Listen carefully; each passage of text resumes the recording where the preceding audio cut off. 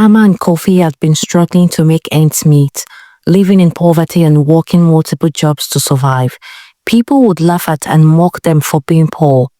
They had heard whispers of a powerful sorcerer who could change their fortunes, and they had finally gathered the courage to seek him out. The sorcerer listened to their pleas and cries, and he said to them, "I can give you what you want, but it will come at a cost.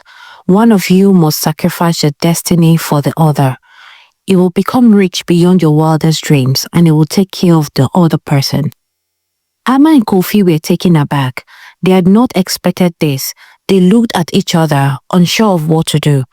They said, "We can't do this." Amma said finally, "We can't sacrifice our destinies for each other." Amma and Kofi went out to deliberate on the issue, but Kofi was tempted. He thought of all the struggles they had endured, all the hardships and mockeries they had faced. "Well, do it," said Kofi, his voice barely above a whisper. Amma was shocked. He said, "What are you doing?" he asked, but it was too late because Kofi had already made up his mind. They returned to the sorcerer's house. The sorcerer gave Amma a stone to put under his pillow at night. Amma did exactly as he was told. And 1 month later, Amma became very, very rich and highly influential. He fulfilled his promises to Kofi by buying him a very expensive car, giving him money, taking him on a shopping spree, and he also opened a very large poultry business for him. But as time went on, Kofi began to ask for more and more money from Amma. He was never satisfied, and Amma began to feel like he was being used and taken advantage of. This made Amma very, very sad and heartbroken, and then he began to think of ways to get rid of Kofi from his life. One day, he had had enough. He hired a man to get Kofi kidnapped and taken away, never to be seen again.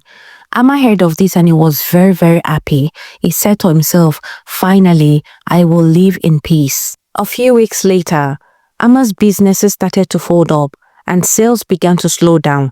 He received a call that 3 of his houses were razed by fire. This made Amma panic so much and he decided to visit the sorcerer again.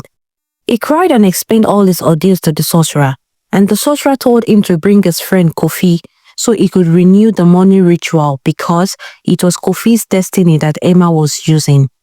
Amma was surprised and then he confessed to the sorcerer what he had done to Kofi.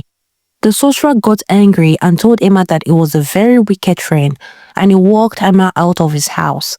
Months went by and Amma became poorer.